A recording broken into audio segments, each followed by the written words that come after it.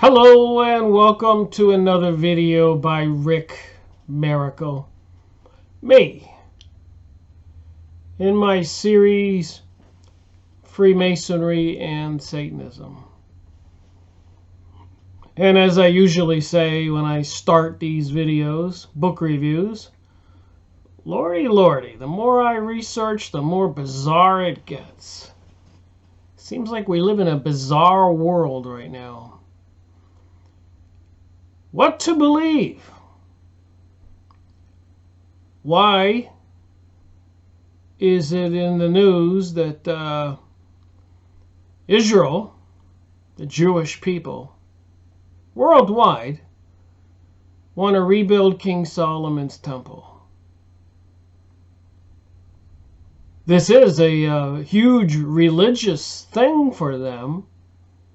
Yes? No? Think about it. Rebuilding a temple that was created in the first place to house the Ark of the Covenant. The golden box with the two cherubim angel on top that housed, apparently, the two stone tablets, the Ten Commandments, plus some kind of entity. Think about that. King Solomon's temple. It was supposed to be a replica of a tabernacle. A tabernacle is a tented area, a rectangle tented area, with a smaller tented area inside with the Ark of the Covenant in it so nobody could see it. And when the priest went into the smaller temple inside the bigger tabernacle, tented area, they would have some kind of rituals. Even outside of the smaller tented area, temple, they would have a sacrifice, a burnt offering. What is this we're talking about? Rebuilding King Solomon's temple. It's not a political issue or symbolism. It is a spiritual thing. Fulfilling prophecy is part of it, with the arrival of a Messiah. A God, a deity. Supposedly the creator of mankind, the creator of the universe. I hesitate when I'm talking today on this topic because I'm not quite sure how to convey to anybody watching my video the depth of this, the intense depth of it, the spiritual component of it, the feverish focus on it. The Zionists and the Jewish people have been dreaming, seething for this for a couple thousand years. To bring it about, they brought us World War I and World War II and 9/11, French Revolution, Britain Revolution, Russian Revolution, Chinese Revolution, and many assassinations and many murders. Whenever they have a revolution, they also have something called a purge to get rid of the intellectuals, the people, apparently, that will be their opposition, people that they can't convince. Purge means murder. So think about the millions and millions. It's got to total into at least 1 billion, maybe more, maybe 2 billion for the past 2,000 years. With the revolutions and the wars and the countries destroyed, the economic suffering, apparently intentionally causing plagues and other disasters. And today, Deborah Tavares, Dane Wigington, and so many others, Richie from Boston, they're talking about weather control, geoengineering, environmental destruction, toxins in the vaccines, and the waters and the foods and so much more. So rebuilding King Solomon's temple has a spiritual component to it. And basically, according to the Encyclopedia Judaica and many other books, the Kabbalah is the foundation, a foundation of many Jewish people's religious beliefs. What is Kabbalah? Many Kabbalists have been accused of sorcery. Sorcery, of course, is witchcraft, magic. And apparently, when you're trying to take control of the world and you're using magic for your own personal gain, it's black magic. Some people say, Rick, magic's not bad. There's white magic out there, white witches. So I'm scratching my head and I go, well, why don't people think about this? Is this real or is this not real? If it's not real, why do they want to rebuild King Solomon's temple?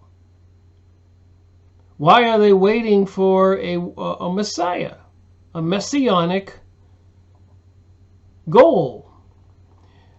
When Jesus came on the scene 2,000 years ago, it was prophesied that the Messiah would come. The Messiah they wanted was supposed to be a warrior king Messiah. They wanted a king to arrive from the spiritual world to help them conquer all their enemies so they could control the world. Jesus preached love, so they had to have him killed, taken out, crucified, hanged, whatever you want to say. He wasn't the Messiah they wanted. So think about it from the perspective of God and the angels in heaven. And the people on earth are pleading, we're suffering, send us a Savior, somebody to teach us and help us. And the God world would probably send somebody intelligent and try to preach to the people to love one another instead of one group wanting to be the rulers and enslave all the other people and kill all their enemies. That's what they wanted from heaven. They didn't get it. They got the Savior who preached love. So anyways, 2,000 years later, the prophecy has it that the Antichrist is supposed to arrive and fulfill the duties of the Messiah that they want, to destroy all of their enemies. And they're not preaching and they do not adhere to laws of love. Contrary, with all the wars and revolutions and murder and theft, they adhere to the rules opposite the Ten Commandments. And of course, since World War II and some information before that, there was a lot of mysterious goings-on, glowing orbs called foo-foos or whatever. People seeing strange objects with all the planes and submarines and technological advancements on planet Earth. Where did the humans get all that advanced information to move the planet forward in a technological revolution like this for the past 2,000 years? And then around 1700, 1900, a tangent curve right up to the sky. Not even 100 years ago, we didn't have computers and TVs like we have today. 100 years ago. I think the first ones were round and black and white, and Ford automobiles that were kind of clanking and clunking. And we had trains that were, tracks were being laid from New York to California 100 years ago. In a 2,000, 4,000, 5,000 year span, there wasn't that kind of growth. But apparently, according to my research, these scientists that did bring these technologies, these advancements in technology to the human race, were having psychic experiences.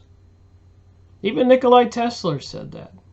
He got on stage when he was an elderly man and he said, "I'm not the genius you think I am. I have visions, I have dreams, I hear things," and stuff like that. And I think it was Mr. Morgan who ran up on stage and pulled him off a stage and wanted to shut him up.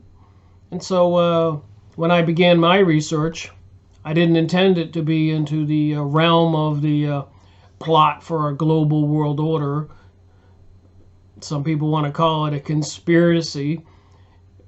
Some people want to call it a conspiracy theory. But apparently, they use the words of what they're going to do. They call it a global world order, global world currency, global world religion, and global world government. Even the Shahendran, the religious leaders in Israel today, are calling for a group of men to create a religious organization to control the world, because apparently the United Nations is evil. And evil means the United Nations is not under their control, bidding their will.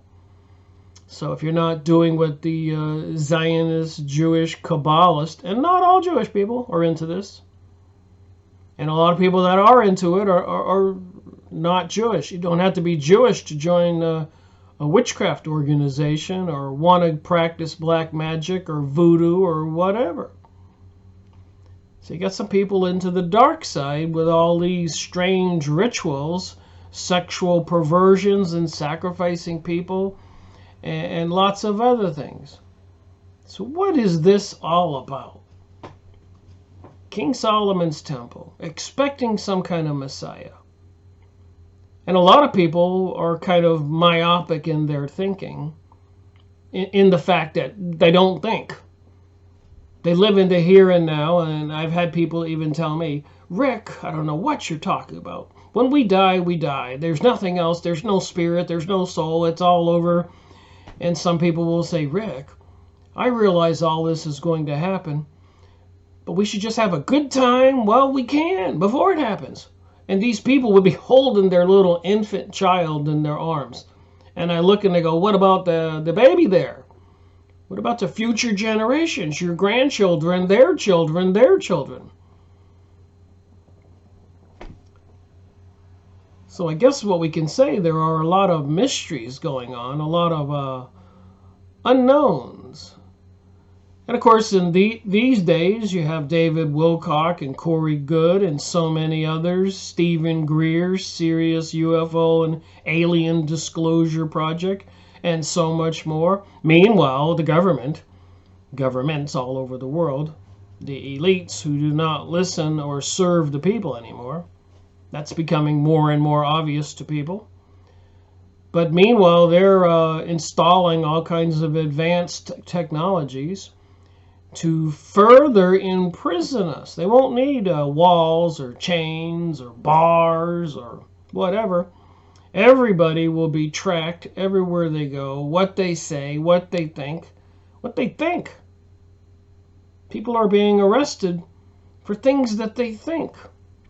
And they can tell what you think. They can analyze people. They get the metadata, your credit card usage, your foods you purchase, the people you talk to, magazines you read, churches you go to, videos you watch.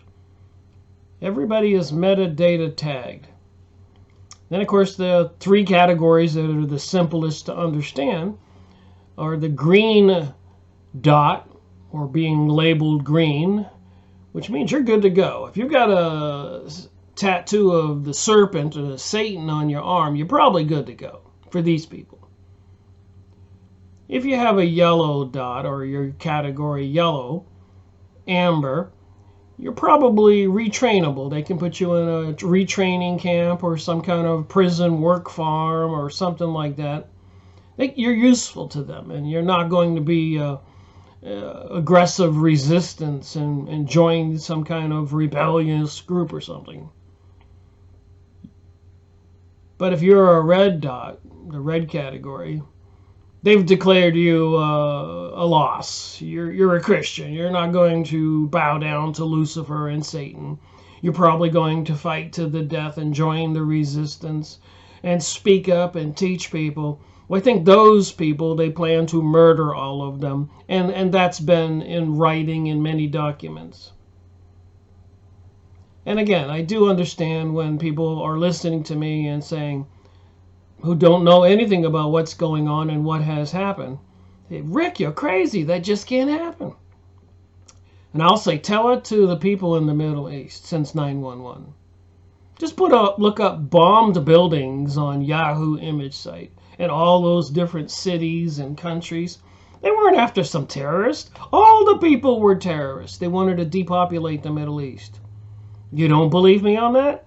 Go look up on the internet Greater Israel and see the maps and read the details of how long this has been planned for them to recreate a country, the kingdom of Judea, from the Babylonian Euphrates down to the Egyptian Nile, fulfilling biblical prophecy again. So what does it take for people to realize that this is real? And they have convinced a lot of we the people that God doesn't exist and Christianity was created to control people and religions are all bad. And then how do they teach people all of this? What are a lot of people into these days with the New Age philosophies and teachings and organizations that apparently were kicked off after World War II with the hippie revolution, with LSD and drugs and music and festivals? Over in Europe, it wasn't called the hippie movement or hippies. They had events called festivals. So apparently these forces were busy all over the world with this 100-year plan with several generations of children being born along the way to retrain what people think. They knew it would take a while. They knew the elderly people wouldn't just roll over. But the next generation would be changed a little. The next generation would be changed a little more. The next generation would be changed a little more. And here we are today. A lot of people watch those videos on YouTube or go see a psychic and listen to channelers or get magazines or watch the TV movies, Star Trek, Star Wars, and all the other sci-fis. And people like Corey Goode and David Wilcock and Stephen Greer with the Sirius Disclosure Project, and so many more, all the books on UFOs and aliens, and MUFON, where you can go see the current sightings of UFOs and aliens that happened today and yesterday, this week, last month. You can see people are seeing these yellow glowing orbs or orange orbs, and some kind of spaceships. And so where did all these advanced technologies come from, I ask again? And people like Nikola Tesla and many of these other scientists in the past 200 years were having psychic experiences. I went and got the books. I read them. And I kept discovering that all these people were having psychic experiences as a child. And generally, they came from religious families where they were praying all the time. They were using that portion of the brain, talking to some kind of power. And some kind of power was answering them. Some kind of power was answering them. You say it again. Some kind of power was answering them. So the book I want to look at today is one of the people who were into apparently channeling that information from some entities. A guy called Ernest Norman. We'll talk about Ernest Norman. And he created a whole series of books, even some kind of scientific or spiritual kind of church, where they were communicating with these beings from some other dimension. That's what it says. So anyways, he wrote, his group and him wrote a lot of books. Basically, when he would be asked questions he would kind of go into a trance. In other words, he would have like a blank stare on his face and just start speaking. And he had his wife or other people. He didn't like tape recorders or video recorders, so he preferred somebody who could do speed writing and take notes what he said. And so year after year, they would ask him questions, and he would go into the trance and apparently communicating with another world, and he would spew out all these answers, and they would write them all down, and they created these books. So anyways, 2 years ago, sometime around then, in the pursuit of WTH, what the heck, I started looking at some of the books on channeling, like Edgar Cayce. I made quite a few videos on his books. And Jane Roberts on the channeling Seth, and Cryon, and the Ra material, and many others. Esther Hicks, channeling Abraham. So who are they talking to? Who was communicating with all those scientists and other philosophers and researchers in the past couple hundred years, giving them the advanced knowledge to bring us all the technologies we have today, which are apparently being used to take over the world? Think about the nuclear bombs and the microwaves they're using now with 5G, and the other advanced technologies, AI, artificial intelligence, facial recognition, and everything else. Everybody has a supercomputer pretty much in their hand with an iPhone or an iPad or a laptop or a computer.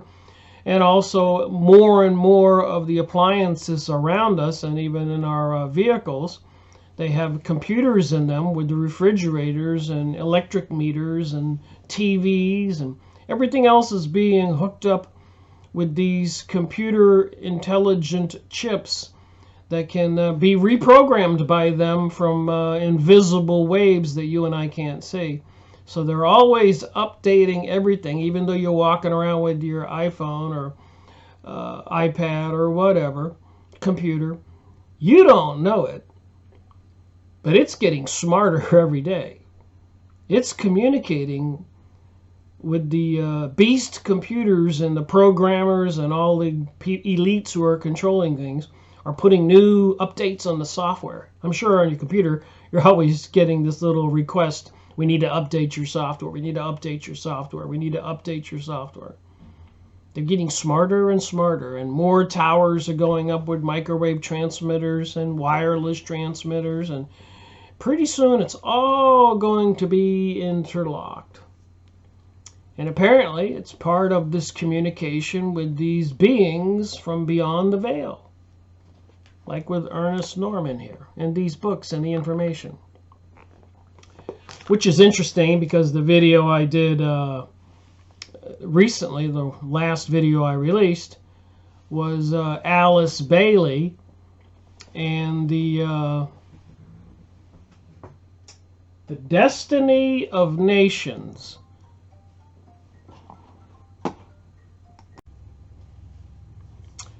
So in that book by the Theophist Society, Lucifer Publishing Company, now called Lucas Publishing Company, Alice Bailey mentions that the powers that are influencing planet Earth are entities or some kind of place called Shambhala, a group of illumined men and women called the hierarchy, and the masses of people.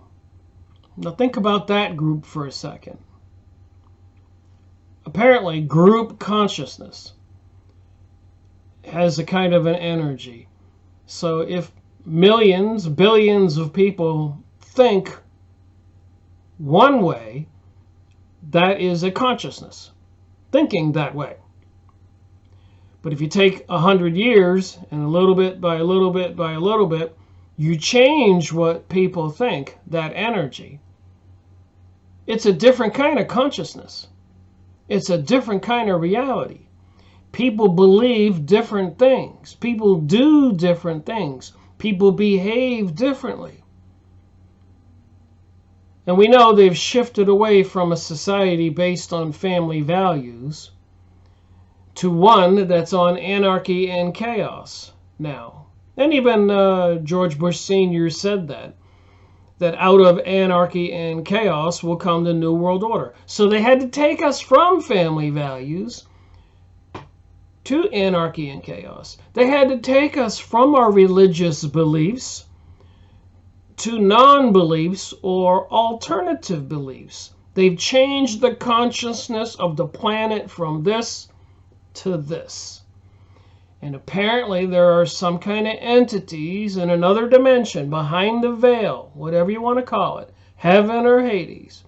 There are some kind of entities that are guiding these elite beings who apparently are more illumined than the rest of us, more intelligent, smarter, higher IQ, so they say. They don't have to be restricted by family values and morals because they don't believe in that. Just the opposite. Deception is the key word. And killing and stealing is part of their consciousness. Where 100 years ago you couldn't get away with that because the consciousness of people was different. The people would have rose up. So how do you go from family values and people with morals and ethics and religious beliefs in God to where we are today? It takes a lot of work. It takes a couple world wars. It takes revolutions and TV programmings and movies and magazines and controlling the education system, the medical system, the economy, the economic system, and so much more.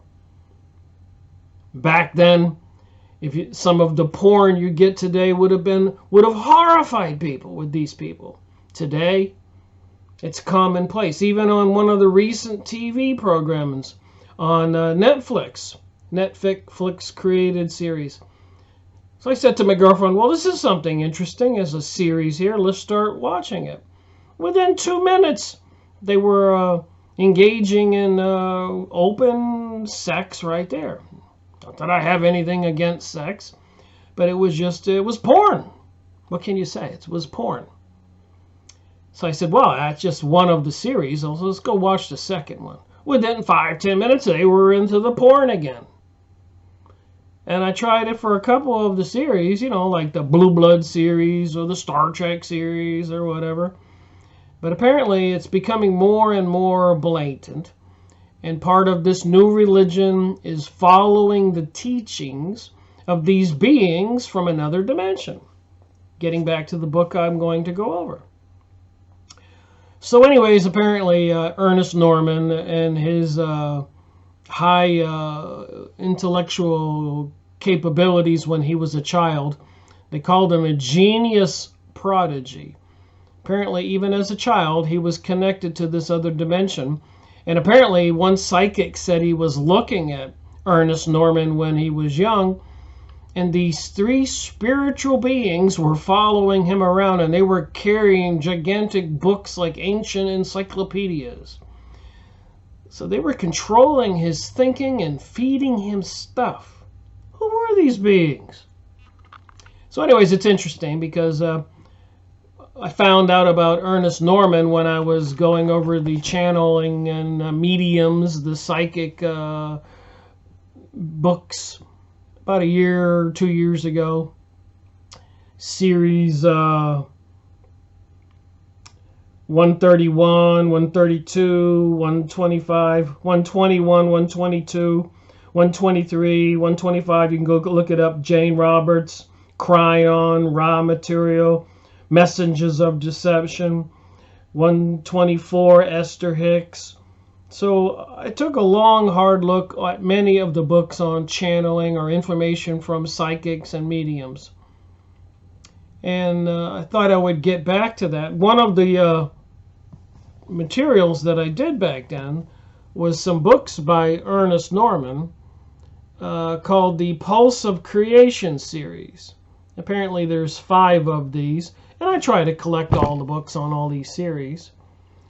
And you can see here you got the voice of Hermes. Who is Hermes? Isn't he the god of the underworld? The messenger?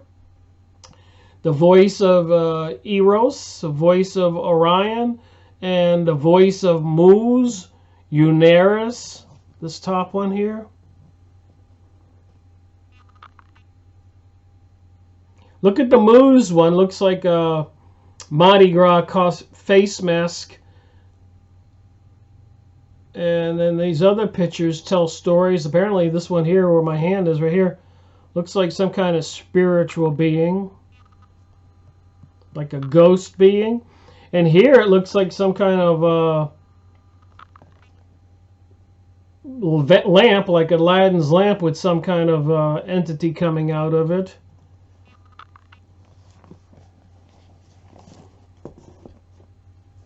The voice of Orion. We all know about the Orion star system. The voice of Eros. Look at the flying saucer. The Pulse of Creation series. So I did make a video or two, series 134, about 2 years ago, or maybe a little less. Time has been flying.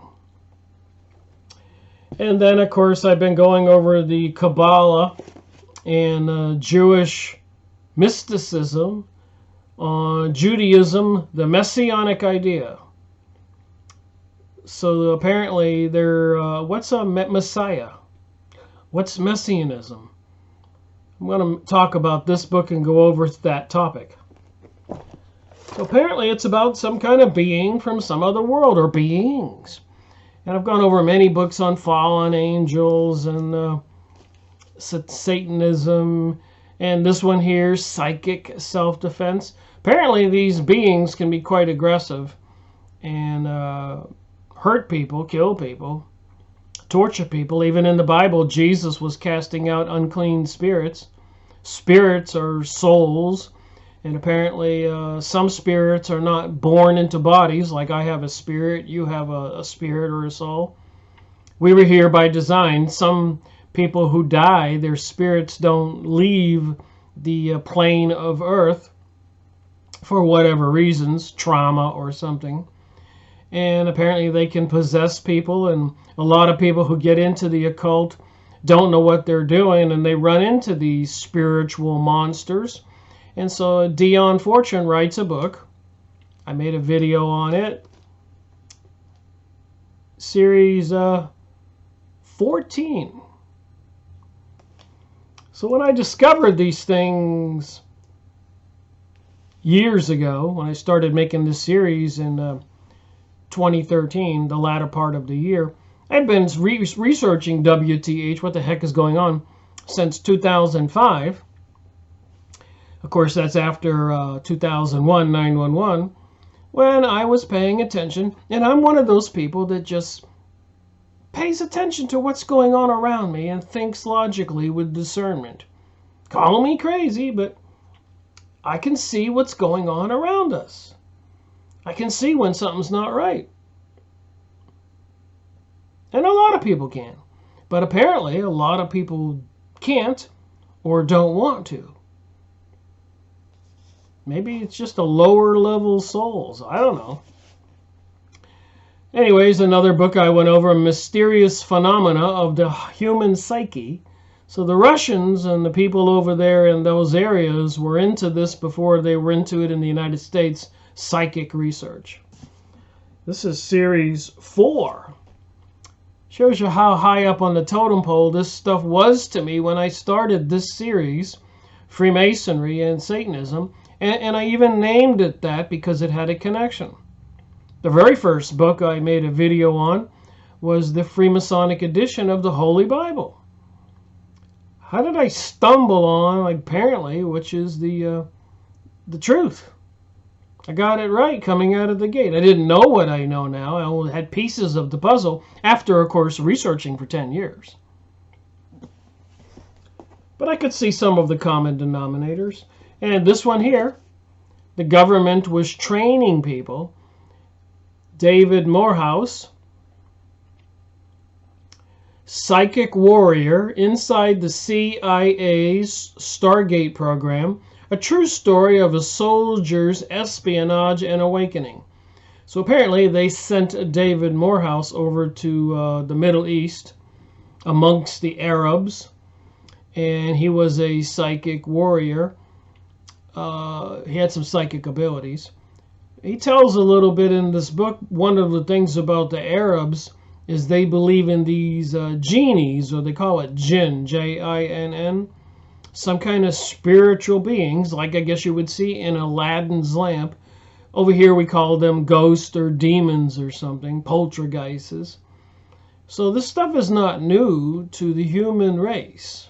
These genies or jinn, or Jesus Christ casting out unclean spirits, or satanic beings or fallen angels, or in the Bible and all the hieroglyphics in Egypt and all over the world. Apparently these beings from this other dimension do exist. And apparently we spiritual beings can be trained to leave our bodies and see this other world.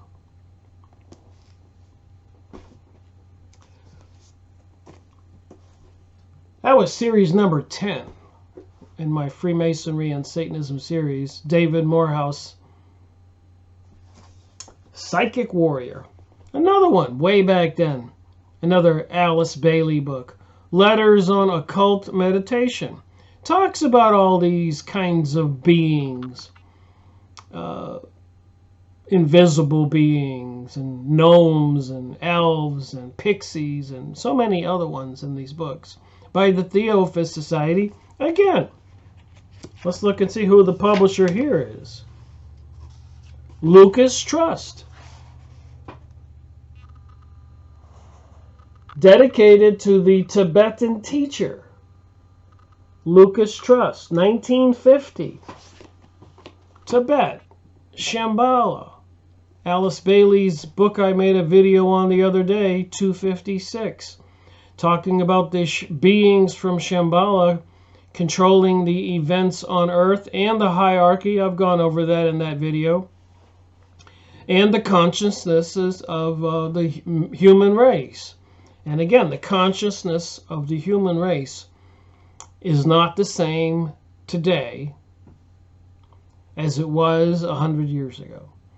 And apparently when they bring about the new age and the global world order, they'll have to have one of those purges where they kill people who they say are stuck believing in Jesus and family values. In a world where the people that are elected and hired to run the government and run the cities and run the power plants were doing their job. In other words, they were serving the people. But now it's going to be different. They're going to create a environment of chaos and anarchy, and the computerized systems and these police and military units and computer systems and weapons will be managing the people, zapping them like bugs. Everybody will be striving to survive, feeding off one another, versus taking care of one another. Part of the fulfillment of this biblical prophecy, and it took them the last 100 years to get there. That book review was series number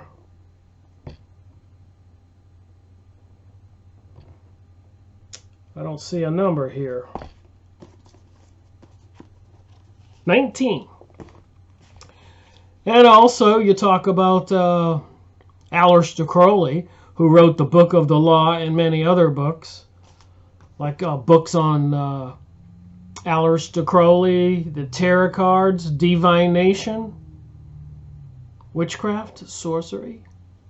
The Book of the Law, written by a sorcerer, a witch. So what kind of laws you think are in this book? And where did he get that information from? The Book of the Law came from the guy who was practicing witchcraft. Any doubt? I got the 2 books. There's many others. Where did he get the information from? You see the common denominator in this video? Well, we got a picture of where he got the information from. I've made videos on all of this. It was series 23. Aleister Crowley's The Book of the Law, if you want to go watch my videos. And by the way, when I read the Book of the Law and I did the book review, I did not pronounce the paragraphs and the pages and the incantations, the evocations, witchcraft sorcery. If you get this book, do not pronounce the evocations. Like a prayer, you could evoke beings like this. Like Aleister Crowley did. Go watch my videos. Known as the evilest man alive. Self-styled changed the spelling of his name so it would equal 666. He was talking to these beings.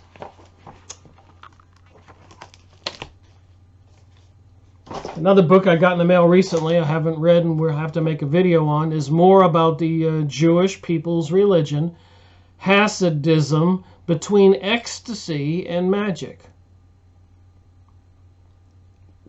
So what we can say, those two beings, that Aleister Crowley, Hiwas and Lamb, who gave him the information to write the Book of the Law, and basically his religious law is, you're not going to believe this, but do as thou wilt.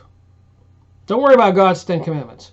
Don't kill, don't steal, don't do adultery, and don't bear false witness against people. Don't covet what other people have. Only worship one God. Don't take the Lord's name in vain. Honor thy mother and father. This is the opposite by those alien beings.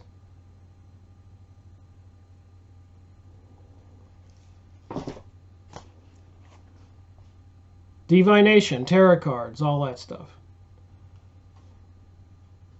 So anyways, when I made a video on Ernest Norman books a couple years ago, if it was that long, these books, I found out about his Pulse of Creation series, so I tried to get some of the books, series 134. And I did get 4 out of the 5 books. I'll try to get the other 5th book, and apparently I found out now there was a 6th book. So this was series 134. The point to this is, now I found out that there were many more books by Ernest Norman. So this is series 257. And it's a different set of books than the Pulse of Creation series. Ironically, all these other books that I'm getting now, the first 8 or 9 books before this Pulse of Creation series, these books were written first. These books were channeling some kind of information from beings from behind the veil.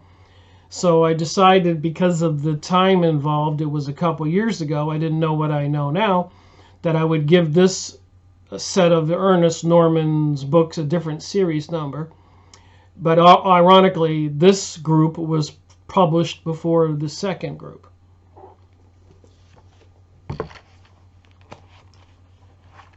Because it's just interesting when I talk about it, I'm in a different position to talk about it. I know a lot more. So I guess it just makes sense. Here's a list of his books.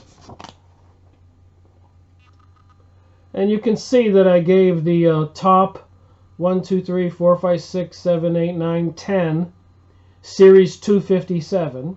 And the ones I did a couple years ago, The Voice of Venus, Eros, Hermes, Orion, and Muz, and The Little Red Box, was the series 134.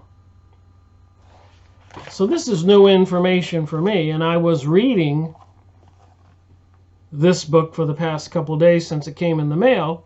When again, I revisit these different authors that I have books on, and I plan on going back to all of my books, especially the ones where I've only made part 1, and revisiting them, because I'm a different person now than what I was 6 and 5 and 4 years ago. I didn't know what I know now. So I want to go back and look at it again and see what I can add to the conversation and make a part 2. And many of my book reviews have part 2 and 3 and 5 and 8 and even up to 12 and whatever. It's just an ongoing thing of trying to figure out WTH what's going on. And I am coming to some common denominator answers. Whether it is the Kabbalah, King Solomon's Temple, World War III, UFOs and aliens, and all these other books and channeling, I am convinced that we are spiritual beings and there's more to this reality than we all know, and that there's these spiritual entities, and in my opinion, evil, which are having influences on planet Earth and have brought us all these suffering and horrific living conditions we have been under for a long time. Apparently, we citizens refuse to wake up.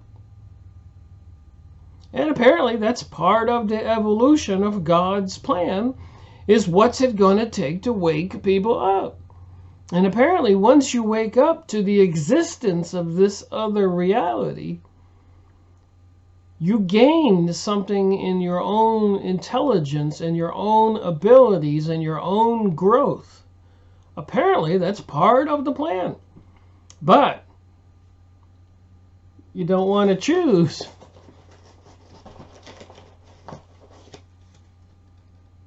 Aleister Crowley's teachings. But a lot of people, the bulk of the people on the planet, seem to be.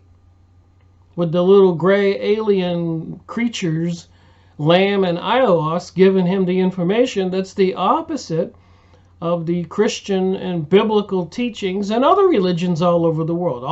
I just took a comparative religious course when I was in community college by an Iranian teacher, of all things. And she showed us that all the different religions all over the world have similar type of 10 commandments. This kind of teaching is opposite to that. These people who control our world today want to destroy all religions. The people who control our world today want to destroy all religions. And it's in these books, by these people who had these psychic experiences and were communicating with the other side. They were influencing human beings to teach us this new teaching, to abandon the family values and religious beliefs and serving one another and loving one another for this Mad Max Hunger Games type of reality. It's all a plan. It's all a conspiracy. And not a conspiracy theory. I got the books. I've made hundreds and hundreds of book reviews. Maybe 1,000 hours. So before I read from Ernest Norman's book, I wanted to show you. The first 10 books is The Truth About Mars, Elysium, Athenium, The Infinite Concept of the Cosmic Creation, Infinite Prospectus, Tempus Evictus, Tempus Presidium, Tempus Interludium, Volume 1, Tempus Interludium, Volume 2, the book I'm going to read from today, featuring Atoms to Astronauts. And then the Cosmic Continuum, and then the Series 134, the last one also had a book called Infinite Contact. But the Series 134 was the voice of creation, Venus, Eros, Hermes, Orion, Muz, and the little red box. So again, as I move along, I'm learning and I'm sharing in these videos. So let me just read about Ernest Norman and a little bit about his history. So where we can see where all those books that he wrote and the information in there and the teachings to so many people, it seems to be in alignment with a lot of the New Age teaching and in an alignment with all the other channeled materials. And a lot of those entities who are speaking to all those channelers are using similar archangel and other being names like Abraham or Cryon or Raphael. So it doesn't matter which channeler is channeling the entities. It seems the same invisible entities from beyond the veil in another dimension are the same entities communicating through many different people. What are they trying to say? Why do they want to destroy Christianity and religion? And why is everything that they're doing following in alignment with the fulfillment of biblical prophecy, prophesizing everything that's happened and everything that's going to happen, being begun with a arrival of an Antichrist and the rebuilding of King Solomon's temple and of the creation of Israel? It all ties together. But let's get back to Ernest Norman and just look at one little bit at a time instead of trying to show the whole picture in one video. But as you get to talking about this stuff, it just goes on and on and on. You just can connect the dots after dot after dot. Ernest Leland Norman, born in 1904 to 1971. Wow, he didn't live very long. 67 years. Was an American electrical engineer and a spiritual leader. A polymath. So he dealt in many different things. Norman dabbled in philosophy, poetry, scientific research, and paranormal investigation. There you go. Nikola Tesla and so many more. And apparently the stuff that's behind a lot of the secret societies. Witchcraft, sorcery, and the Kabbalah, and mysticism, and one of the reasons they want to rebuild King Solomon's temple. For some kind of entity who lived in the Ark of the Covenant, the golden box. Does this sound concerning? Ernest Norman also co-founded the UNARIUS Science of Life and the UNARIUS Education Foundation, which later became known as the UNARIUS Academy of Science. So they want us to all believe in science, not in God. If you can't prove it, it doesn't exist. Before starting the grassroots work for UNARIUS, Ernest Norman also worked for Borderlands Science Research Association as a contributing editor for the Round Robin Journal, and also worked as a minister for the Spiritualist Church for 15 years. So what would be a spiritualist church? I guess it would be a church that was worshiping some kind of spirits. Ernest Norman wrote 20 books in his lifetime that covered theoretical physics, spirituality, philosophy, theology, extraterrestrial life, sociology, and poetry. Norman also authored articles further emphasizing the interdimensional hypothesis.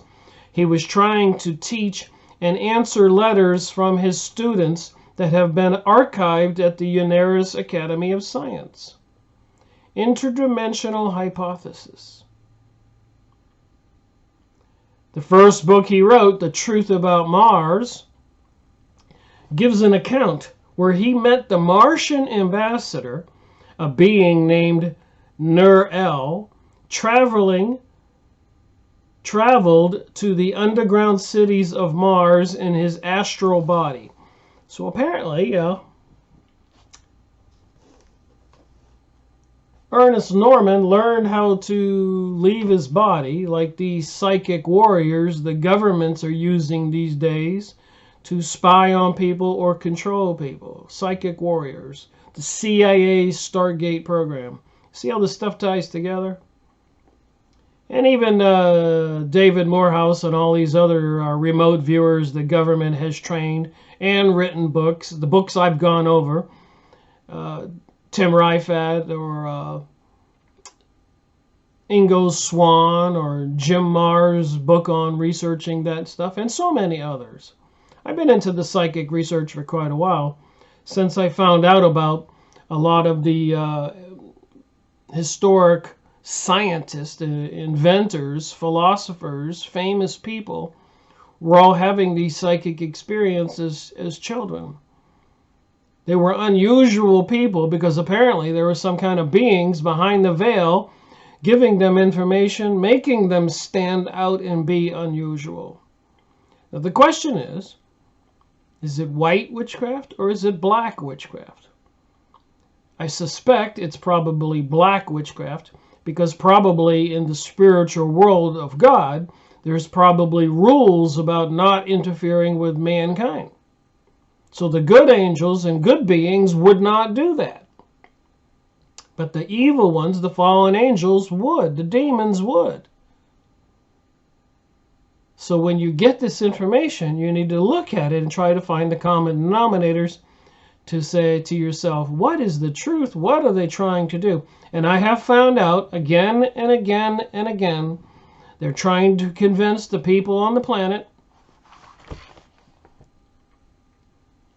that family values and believing in God and all of that stuff, loving one another, is outdated, is bad, is actually evil, and do what you want.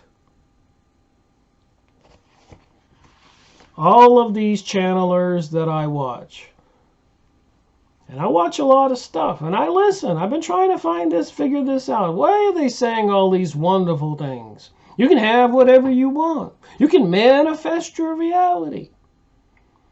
Christianity was created just to control human beings, and it's the common denominators. You can pick up on it. I'm not going to name any names in this video, but I watch some of these famous people who arrogantly speak out there and say, I've been studying this, and this is the right way, this is the wrong way. And I'll defend it no matter what these people say. Just say, when you start watching this stuff by these people teaching anti-Christian or anti-Islamic or anti-any religion or anti-Buddhist or Hindu, whatever they are, Zoroastrianism, Iran, listen to what they're saying. So apparently he met this being named Nur-El and traveled to underground cities of Mars in his astral body. UNARIUS believe he was other major figures in Earth's history. That he was overshadowed by the archangel named Raphael, who resides in a celestial super planet with other archangels. And it goes out of its way to say here, it's not the same Raphael that's the fallen angel mentioned in the book of Enoch, etc. And I'm saying if it looks like a duck, it quacks like a duck, and it waddles like a duck, it swims like a duck, it probably is a duck. And so if this archangel Raphael is teaching the things that I'm about to read, and the fallen angel Raphael did the same thing, it's probably the same entity, other than they're saying here it's not. It's a nicer archangel, not the bad archangel. So anyways, it says here Ernest Norman was referred to as a moderator. So he wasn't calling himself a psychic or a medium or a prophet or a channeler. He was calling himself a moderator. Or as Dr. Norman by his students, they called him that out of respect. He was a genius child prodigy. Ernest Norman never sought a doctorate through academia, as he was self-taught and did not have formal schooling for many of the subjects he seemingly mastered. As he claimed his knowledge was due to his clairvoyance connection to the masters and the higher minds of the White Brotherhood. So we've heard about the Brotherhood in the Middle East and all the people that are terrorists. So Aleister Crowley has these masters, Lamb and Allen Ios. He called these people masters. And they gave him the information for writing the Book of Law, Do As Thou Wilt.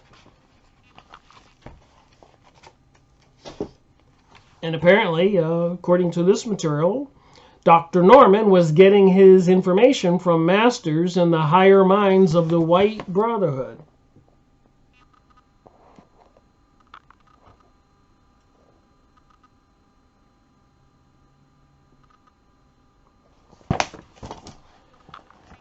So far as Dr. Norman's personal life is concerned, there is to the casual observer no reason to suspect that here is a person with a vast and infinite understanding of life, and that he can at any moment, just as he has done many countless thousands of times, transcend all known barriers of time and space, and go into the past or the future, talk fluently on all known aspects of life, and even though he has an incomplete formal education, is equally conversant with a physicist, an astronomer, a philosopher, a doctor of nuclear science. Well, this has caused many learned sapients, as well as many other people, to be dumbfounded and amazed, yet he in himself is a very modest, unpretentious individual, dresses and lives simply, and shuns public life. Ernest Norman claimed to be a genius child prodigy who at the age of 7 constructed his first microscope using parts from his telescope, and was a very good at math as a teenager. At the age of 17, he and his family moved to California, where he took evening classes at an unnamed school. At the age of 23, he married, and it was during this time where Ernest Norman began to experiment with clairvoyance and palmistry and fortune-telling.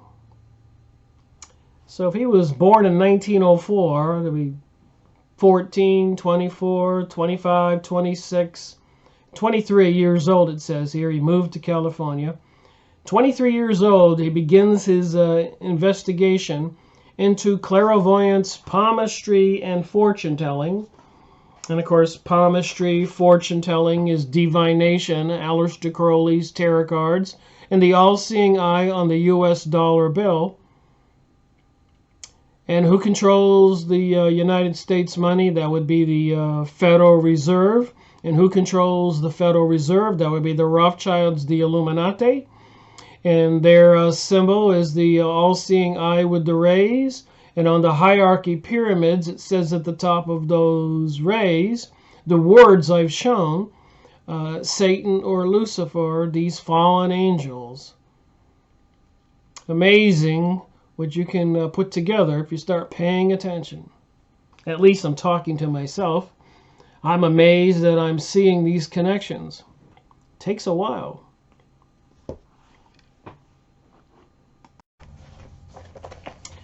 All right, back to the Wikipedia report. Ernest Norman. In February 1954, in Los Angeles, California, Ernest Norman and his future wife, Ruth Norman, 1900 to 1993, they met at a spiritualist convention where they say a clairvoyant, a psychic, noticed 3 white bearded men following Ernest Norman with massive books. Can you imagine?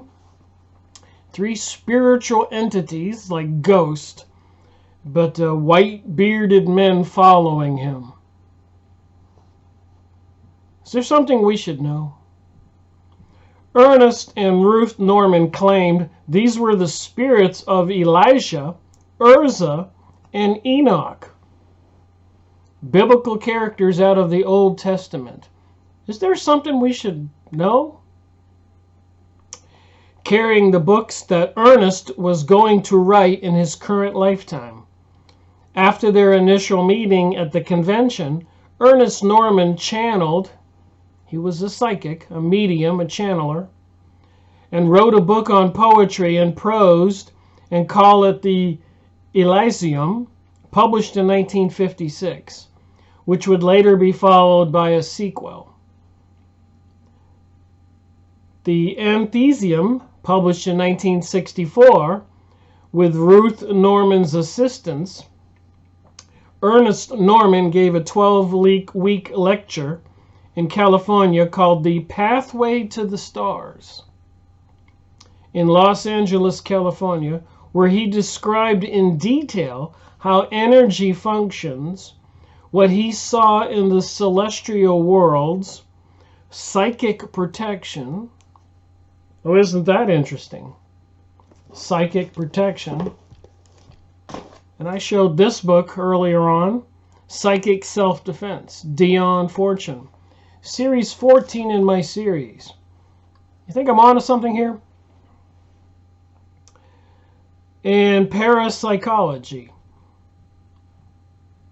In this lecture, Ernest Norman stated that the people of planet Earth are being guided and watched over by a large fraternal brotherhood called UNARIUS, which was formerly known as Shambhala, or the White Brotherhood of Earth.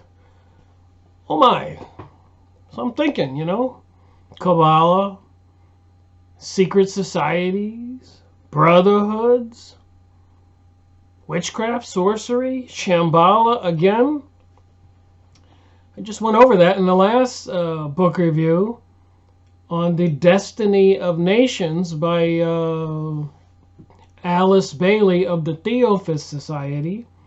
And she mentions it was the people or entities from Shambhala and the hierarchy, I guess you could call it the White Brotherhood. I showed the charts on that are somehow guiding and watching over Earth. Apparently not for the citizens, but for the elites.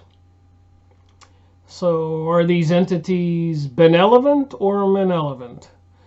Seems like they brought us all these world wars and chaos, anarchy, death, destruction, and theft. And that any human being could make contact with these higher beings, sometimes also called space brothers. Brothers or brothers of light. Brothers of light. Wait a minute, Lucifer's known as the light bearer. Theosophist Society was created the Lucifer Publishing Company or Lucas Publishing Company, both meaning light. And it says here, because everyone is capable of using psychic abilities.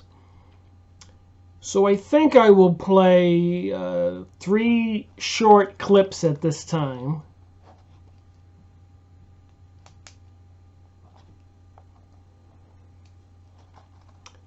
One will be a clip I made on UNARIUS, and following that will be the previous clip I showed on Shambhala, because it's mentioned here.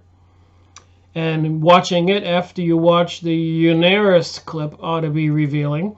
And it's mentioning the White Brotherhood here, so I should play the clip about the hierarchy I made and showed in the last video. Again, showing how these things seem to plug in.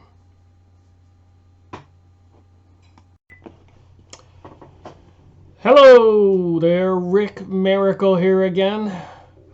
Reading a book by Ernest Norman, Tempus Interludium, Volume 2. So apparently, UNARIUS means the universal, articulate, interdimensional understanding of science. So Ernest Norman wrote a lot of books. He was a scientist, a mystic, a spiritual teacher, and apparently a psychic, a medium, or he called himself a moderator. But apparently, it boils down to he was supposedly communicating with beings in another dimension. Apparently, the dimension where we all come from, the spiritual world. Behind the veil, they call it. Some people can call it heaven or Hades. But of course, a lot of people on this planet would like us to believe in aliens and the Galactic Federation.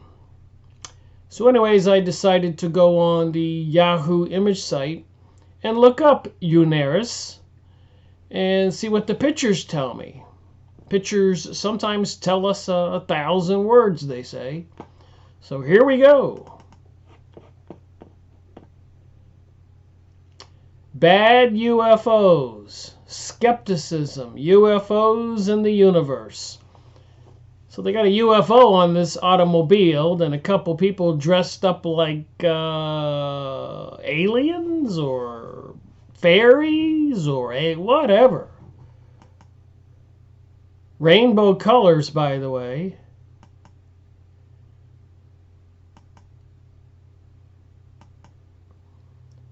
UNARIUS Academy of Science. Said back here on this picture, fourth dimension. The cult films of UNARIUS. That one's interesting. Look at her clothes. It looks like the sun and planets all over it. Spaceships. Wow, what a group.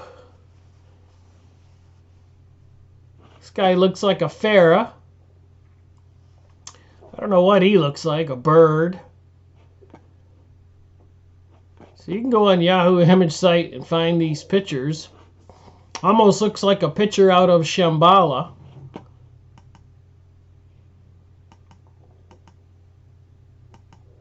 UNARIUS. Spaceship.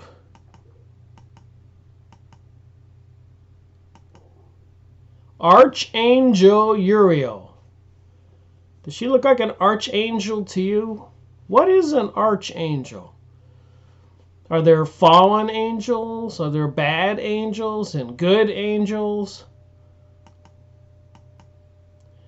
UNARIUS Academy of Science. Look at a little UFO thing here in the sky.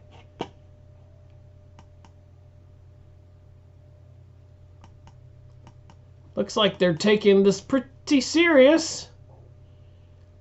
Looks like some kind of religious facility here. Look at these people dressed up in the sun and the rays.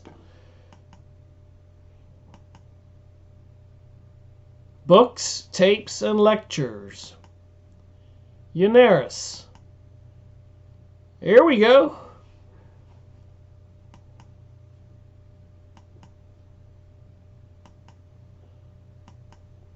What do you think? One big hoax? Interdimensional understanding.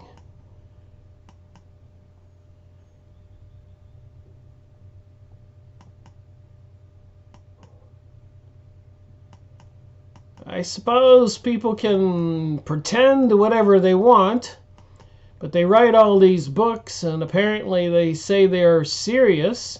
Discover your past lives. Huh! Would this be one of my past lives, dressed up like that with little wings? How about you?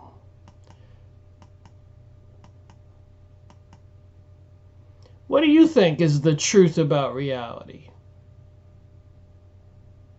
Seriously, what do you think? I know we all like to fantasize and believe in some of this stuff. Life is kind of complicated and a lot of sad times in our lives and depression, people using drugs, homelessness, and wars. You know, we'd like to believe in a fantasy. Here's a picture, I guess, of a Mayan and a pyramid. So I've been reading the books. I will continue to look into Ernest Norman's material. Psychodrama. UNARIUS practices past life therapy using psychodrama, visualizations, and enactments of past life memories. Psychodrama helps students understand karmic debt from past lives, so spiritual progress is possible.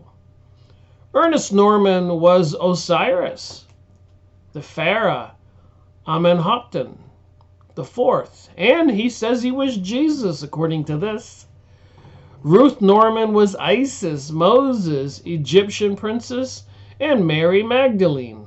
Wow. UNARIUS now has streaming video sessions where non-members can participate in past life therapy sessions. www.unarius.org. Uriel as Isis. Well, we see these Isis symbols everywhere in Egyptian hieroglyphs, and a lot of the secret societies, the Freemasons, Rosicrucians, the Kabbalah, alchemy, and apparently that's related to sorcery and witchcraft. So what are we to believe? Embark on a tour of your light-filled future. October 7th and 8th, 2017, UNARIUS Academy of Sciences, 145 South Magnolia Avenue, El Cajon, California, 92020. Saturday events, Procession of the Interplanetary Confederation Planets, open house at the Uranus Center, behind the scenes of UNARIUS psychodrama filming, tour of Interplanetary Confederation, self-healing workshop, creativity workshops, a mental contact with the Space Brothers. Oh my. So here I am reading these books, trying to figure out WTH, what's going on in our world? What are we to believe? Apparently I got this guy's Wikipedia, seemed to be a pretty smart guy. Self-taught, physics, advanced sciences, channeling entities, the spiritual realm, and UNARIUS.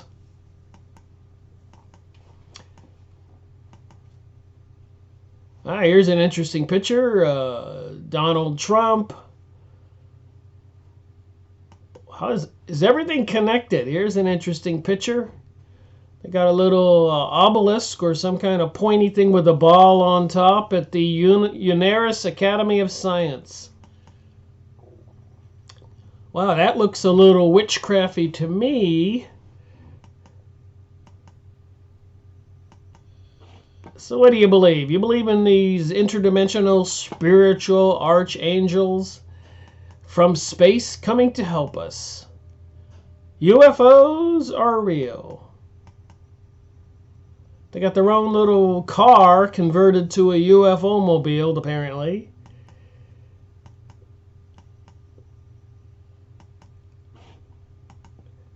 Unbelievable.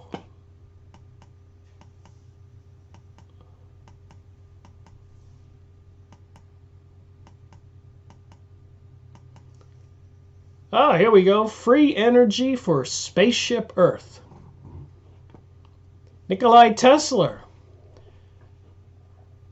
Free energy for Spaceship Earth will take you on an incredible journey revealing the means to provide non-polluting, unlimited source of energy that will stem the tsunami tide of global warming and make free energy available to the entire planet. Again, I ask, what do you believe? Well, we got some people here having a good time, dressed up like space aliens.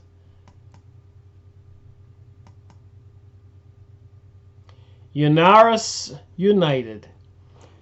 Anyways, I thought I would take a look at the pictures on Yahoo image site.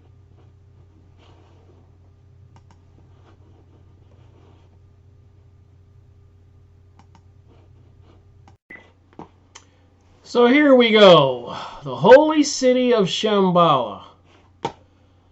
Take a little ride on the fantasy train. Over there in the mountains, the Himalayan mountains, the legend of Shambhala, antediluvian city of immortal sages. The antediluvian would mean the before the Great Flood. Shambhala. Look at these giant columns. It's a kind of a mystical type of thing. Shambhala, over there in the Himalayan mountains, mentioned in the Theosophist Society teachings, controllers of planet Earth, controllers of mankind's destiny. And I guess that would mean controllers of mankind's past and present and future. Shambhala. I could try to explain it, but I think pictures say 1,000 words. Here it has on here The Secret Doctrine, Helenina Blavatsky's books, Theosophist Society, formerly of the Lucifer Publishing, Lucifer Magazine. Looks like a 6-pointed star on one of these columns that's upside down. That would indicate to me the synagogue of Satan, witchcraft. So I guess it would be kind of an amazing thing to go over to the mountains of China and India, Tibet, the Himalayan mountains. This is kind of a crazy looking picture. These nasty little monsters, and it looks like something like Jesus up on a pedestal trying to stay away from the monsters.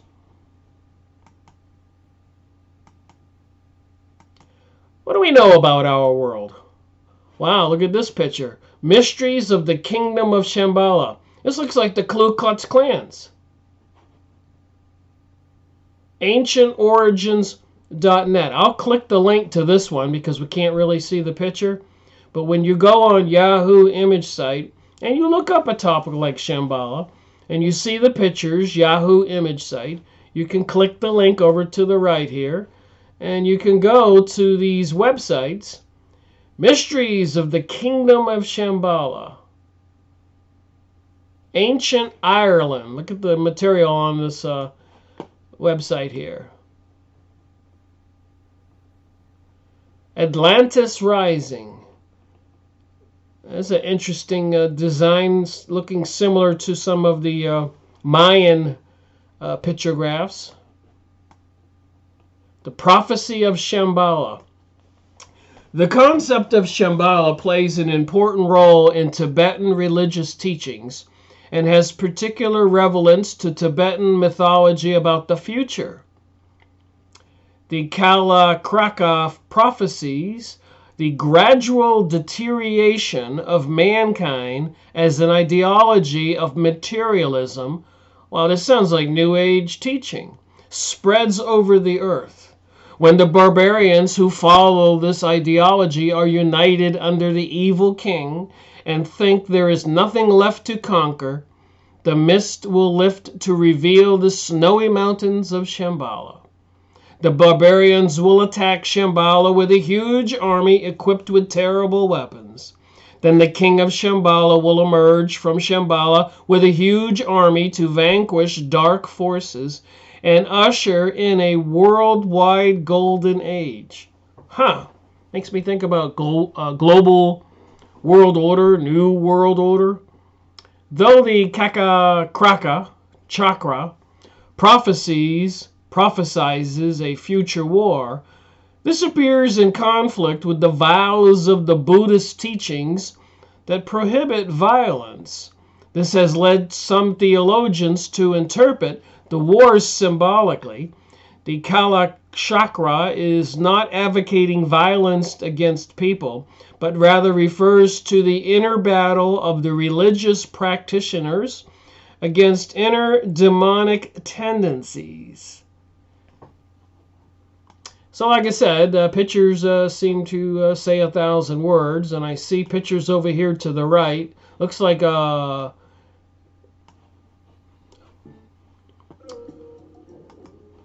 kind of a witch's table here in symbols.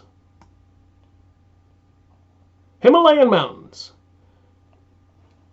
Okay, let me go back to my picture site with these people that look like the KKK. Shambhala. So when I'm reading from The Destiny of Nations and what you just heard, well, that's an interesting looking picture. Very colorful. China. Shambhala. Is there something we don't know that we ought to know? The Islamic Empire. And we have the war in the Middle East right now. Syria.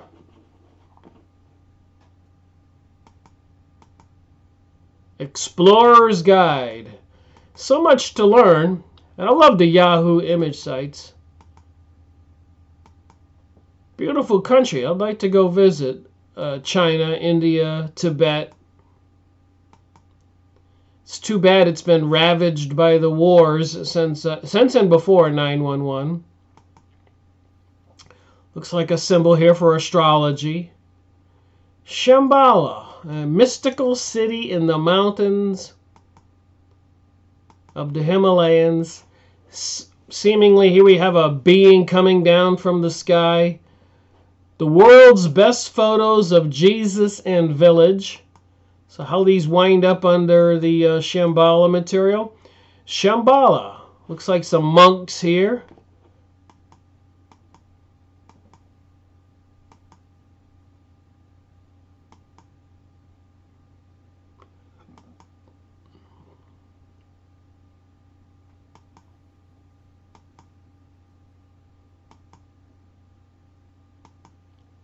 So anyways, with some patience and some time, I continue to do my research. Looks like a crystal here. A lot of New Age symbolism. So Shambhala, you know where it is, you know what it is, you know where you can find more information. Well, to get what I wanted, I had to put in hierarchy controlling Earth. So these pictures came up, and again on the Yahoo image site you can experiment and try other words. But you can see here on the top they have the all-seeing eye on this pyramid. And then the world monarchs, these elites whose descendants continue to run countries.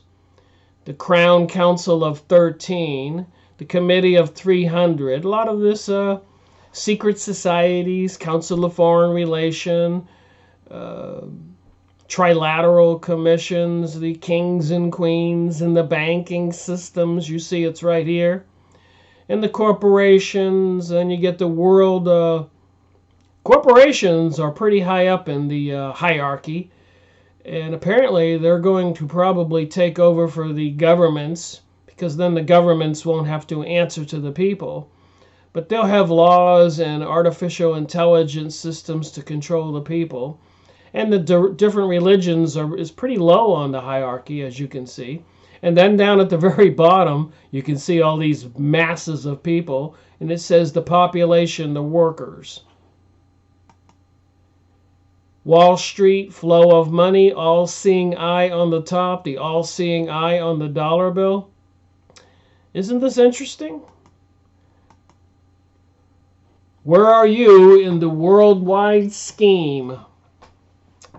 Well, I suppose I'm way down here somewhere. Maybe I'm in the media now. I was down here in the Human Resource Labor Unit Control. And then, of course, I got out of debt, but I was an ignorant debt slave. But a lot of people, when I was getting older, I said, wait a minute, when I get ready to retire, I don't want to owe lots of money. And I was up here in a good job, so I was the Human Resource Labor Unit Control.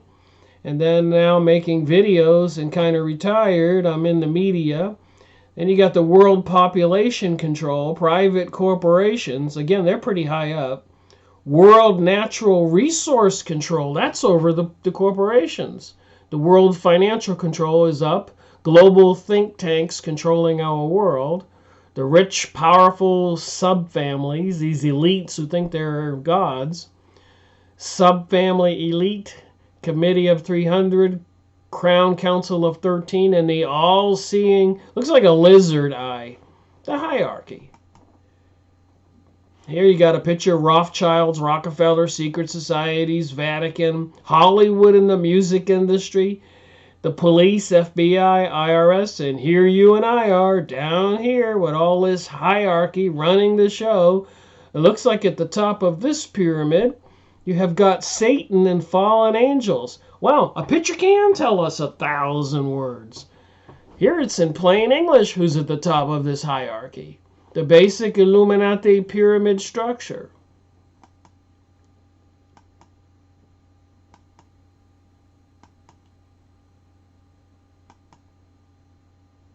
So you can go on Yahoo image site. Here's the Egyptian eye, Lucifer, Satan. So I said some people made comments to me on some of my videos. Is Lucifer and Satan the same thing? So in this picture, it shows on this pyramid. And again, over to the right, you can click the link. Satan's plan in detail, conspiracy fact, Catholic conspiracy blogspot.com. So let me click it so you can see how this is done when I'm doing my research. Satan's plan in detail, conspiracy fact, modernism, Vatican II. Wow, such resources. Of course, now they're using iPads and iPhones and computers and facial recognition and beast computers. So all the details is right here. Liberalism is a sin. This is somebody's point of view. Jesus prophecy for Jews in Israel. The hierarchy. I'm just trying to figure that out when I read the book. Here it says Jewish leader and convert to Catholicism. Exposes Zionist Benjamin H. Friedman.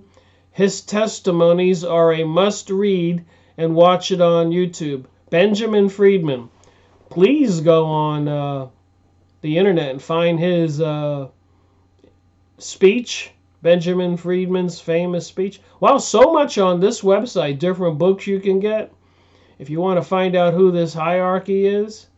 Being the Antichrist.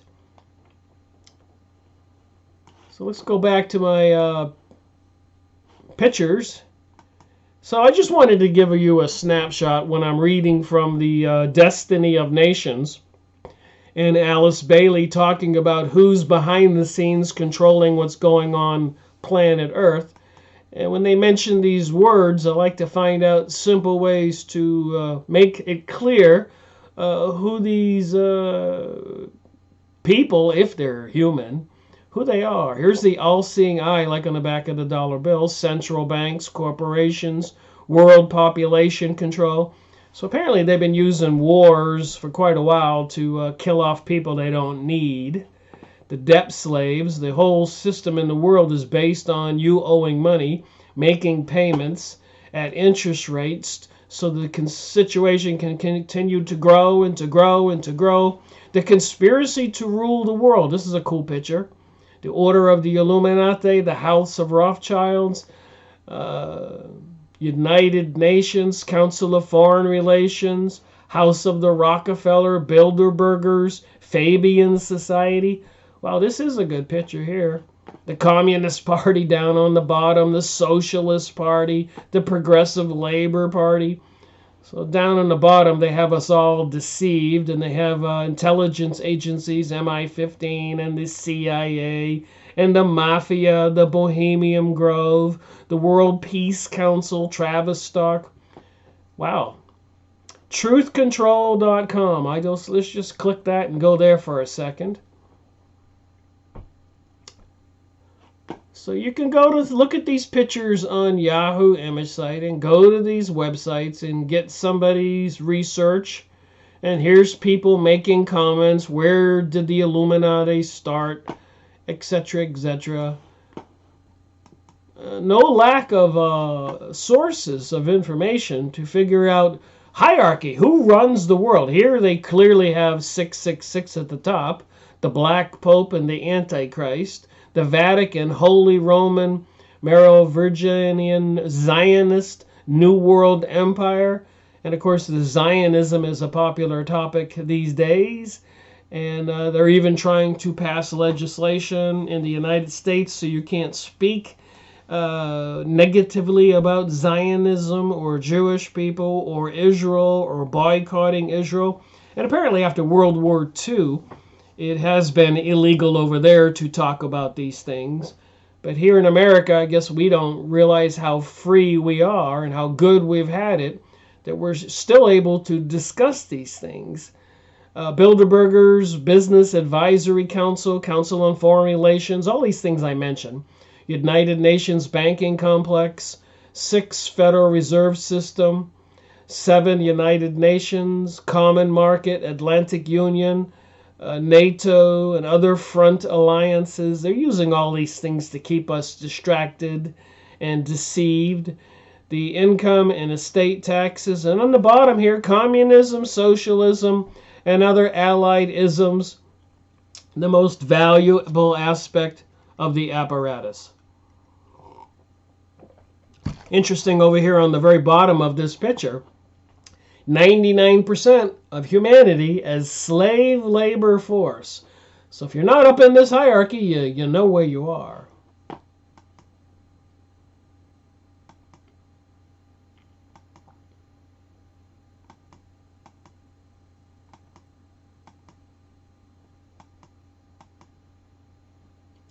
So again, no shortage of research material if somebody wants to try to get all this material. Wow, this is an interesting little chart. Education, public school, Common Core, school testing, false and hidden history, archaeology, science, sports, divide and conquer, brain drain, mind control, vaccination, television, matrix, video games, voice of God technology, so you think you're hearing from God, slaves, programming, white magic, anti-disclosure, social engineering, fluoridation, dumbing us down, higher education, Montauk, MyLab, GMO, lies, religion, transhumanism, distraction. That was under education. Under health here, we'll start at the bottom. Cell phone towers, cell phone radiation, institutional child abuse, satanic rituals, cancer, uninformed consent, autism, bipolar, DNA manipulation, cloning, death, dying, hijack, weather manipulations, CERN, Monsanto, music frequencies, dirty electricity, the hierarchy, in control of the planet with all these tools. So no lack of pictures, websites you can click and go to and figure this out for yourself.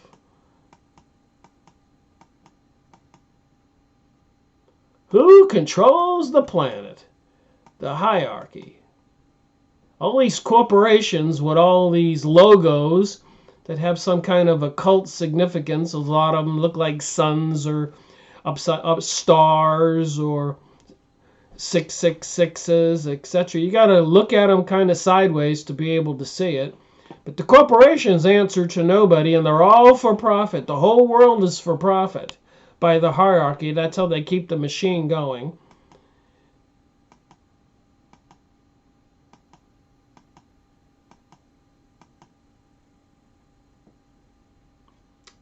They're trying to break up Syria right now. It's under attack. Apparently, according to prophecy, when Damascus falls, Armageddon begins.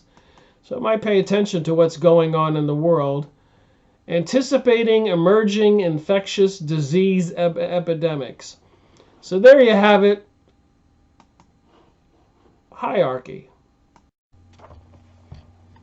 So at this point, I'm going to read from the book. And apparently there'll be part 2 to this video series. Getting back to what I wanted to read from the Wikipedia. But before this video is over, the 2 hours, I wanted to look at what's in the book. I could make many videos on these books, or many other ones I have. 2 2-hour videos. And some I do make a lot. So anyways, on page 68, I'm just going to jump right in it and not go into the index and the beginning of this book that I've already highlighted and read, but I wanted to get something in this book out there. So apparently, Ernest Norman, channeling entities or channeling himself, if he's a reincarnation of some of these famous people, Enoch or Jesus or whatever, he was answering people's letters. And here's one of the letters that he answered. On the index, it's called A Transmission from Enoch.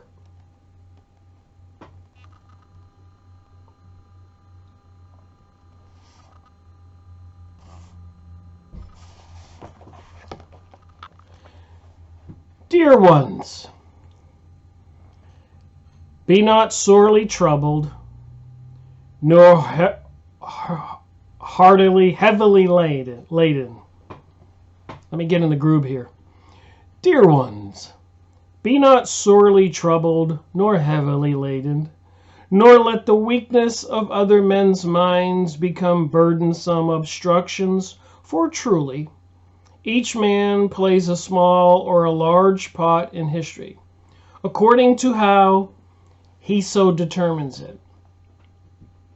We, who have ascended to a higher plane of concept, can view more objectively the histories of many worlds, of which your planet is a number, nor are we concerned with the destinies of men collectively or individually, in such a manner as would obstruct his personal evolution.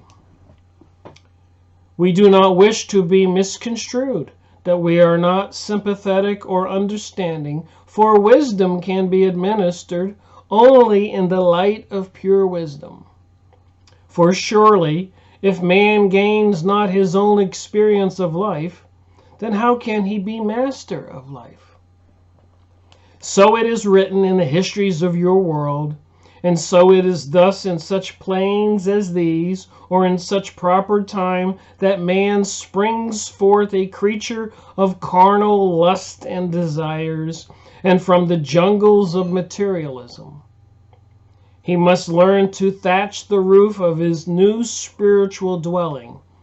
So you have to get out of the jungles of materialism. It's one of the focuses of the New Age and communism.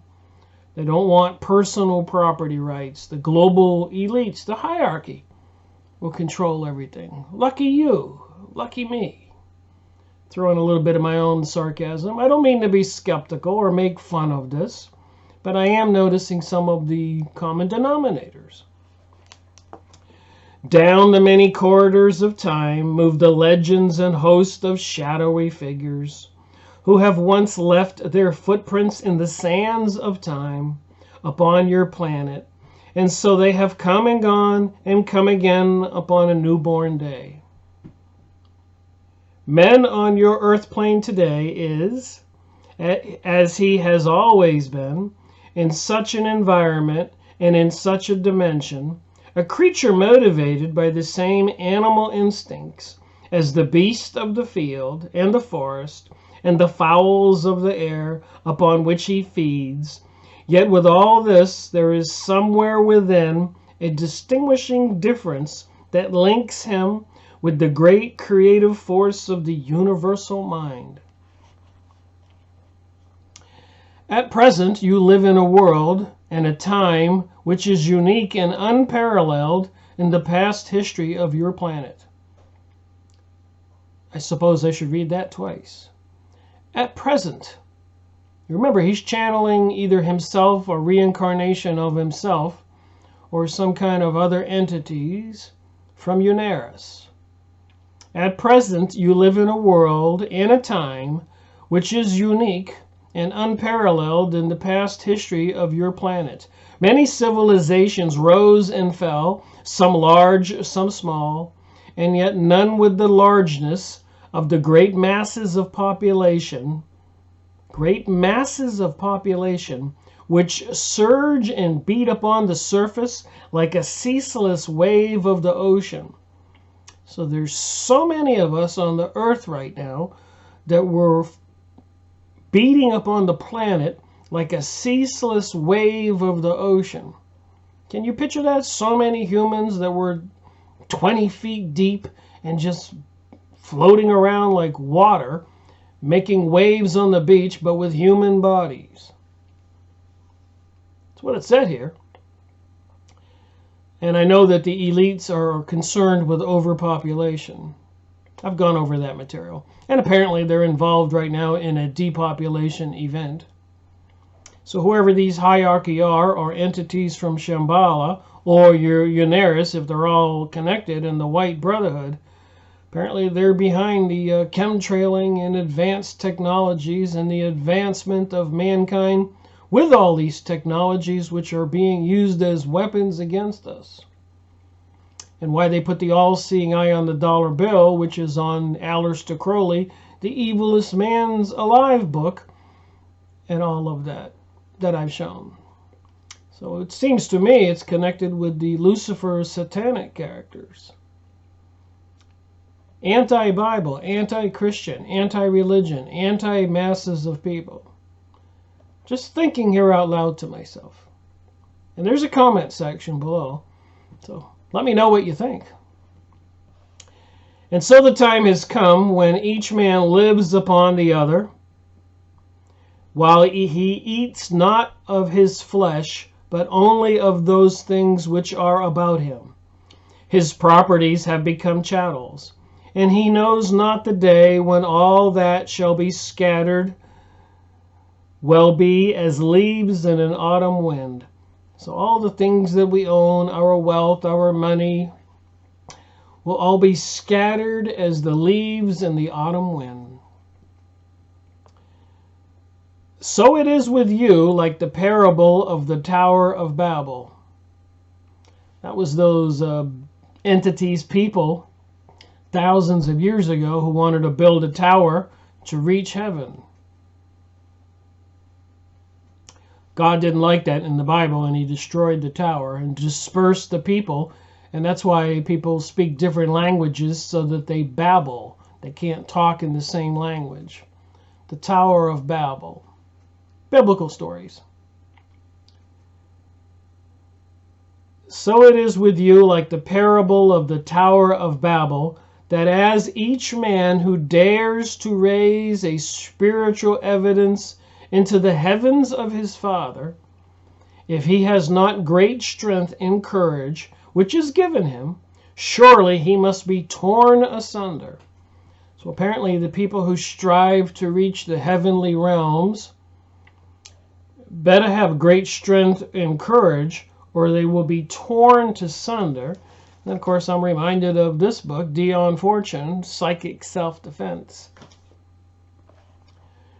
Nor will one stone be left upon another, nor cast the nails or bindings of sinew keep the beams together, for the screaming winds of 10,000 discordant voices will be raised against thee. Wow. Each man comes into your world at his time and place and selects from it those things which are necessary for his growth and development. Nor can it be said that he is like the corn of the field, and that the corn would say to the barley, Wherefore am I not barley? For surely he is much more graceful than I. Nor can the barley say, Wherefore am I not corn? For he is not treasured in the granaries of man, while I am fed to the asses of the field and the fowl of the barn. So the corn wanted to be the barley, and the barley wanted to be the corn. Maybe that's the way humans are too. The grass is always greener on the other side. Yet surely it is not whether he is corn or barley, but each man should taketh his place among his fellow man, and become all in the things he is. So fear not the voices that shall be raised against you. So fear not the voices that shall be raised against you, that they may seem like the rushing winds of heaven, or as the roar of a lion, nor shall they come upon you while you sleep. For the wombs of time have begot many such worlds as yours, and the races of men are more than grains of sand, yea, even more than all the worlds. And apparently it's signed Enoch.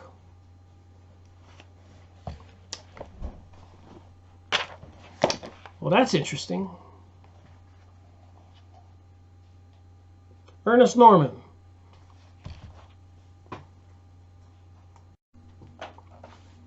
All right. So it says I have about 10 minutes. I can run over if I have to. But I want to read the next section.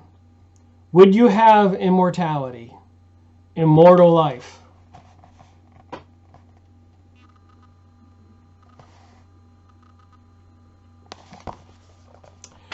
UNARIUS, and the proposition of UNARIUS is, in its totality, entirely different from any religion, theosophy, philosophy, or science as it is now concurrently being expressed. The existence of such creeds, credos, philosophies, etc., are in themselves principally palliatives or placebos developed and exercised in common usage as a pressure valve used to relieve pressures or to otherwise justify differences in individual lives, and all such palliatives or placebos are therefore subjective to individual interpretations. So he's saying that UNARIUS teachings are different from any religions or theosophies or philosophies or science, and that all the religions that we have or philosophies are just placebos. You know, those little pills they give you that are basically just sugar. They tell you that it'll cure yourself, but it's your mind that cures yourself. It's not really a pill that'll help you. A placebo. So he's saying these religions that we learn, probably like Christianity, is just a placebo to make you feel better. Remember where it's all coming from. Wow. Just made a video clip on the White Brotherhood. So I'll read from this book a little more and attach that clip from the Yahoo image site and the photos of the White Brotherhood to the end of this video. But let me finish on, would you have immortality, immortal life? Would you? Do you want to be immortal, live forever? Can we believe what these people are saying? Are they benevolent? Good? Or are they malevolent? Bad? Good or bad? Are they evil? Do they care about humanity, or are they using humanity? Back to the book. Science, too, is, in its factual differences, guilty of the same misinterpretations and justifications and false importances, etc. So science, too, is factually differences, guilty of the same misrepresentations and justifications and false importances. So not only are they bashing religions, they're bashing science.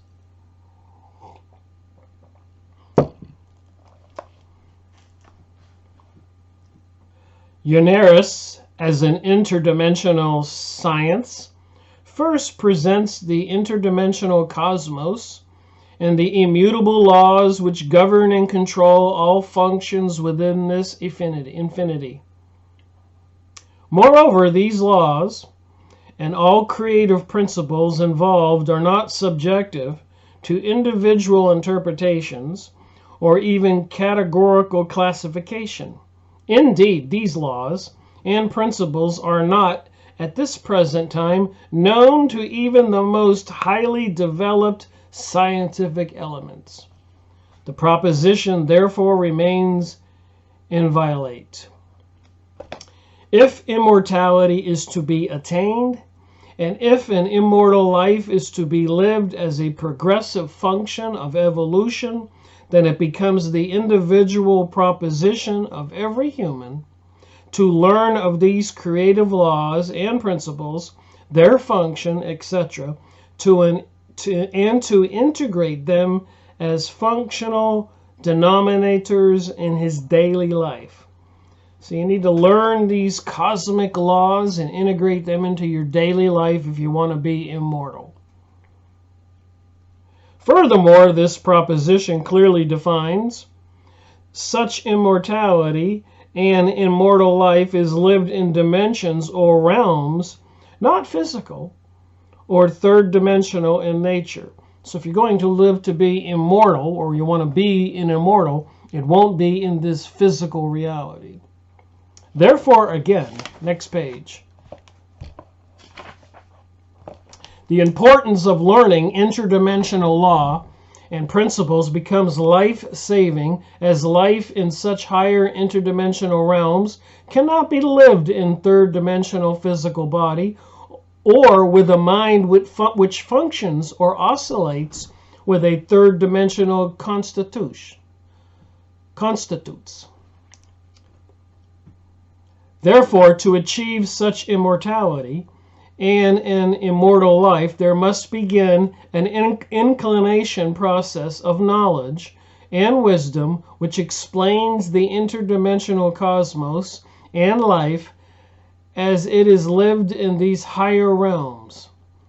Through the various books and texts and other liturgies of the UNARIUS, this vital knowledge is immediately accessible to any and all humans who have the necessary requirements which will make UNARIUS desirable and comprehensible. The individual must first pass through the realms of common antheism. Realms of common antheisms, which have commonly been used throughout man's history. So we have to pass through some kind of common philosophy. Such antheisms as religions, there we go, some kinds of different philosophies, religions or philosophies.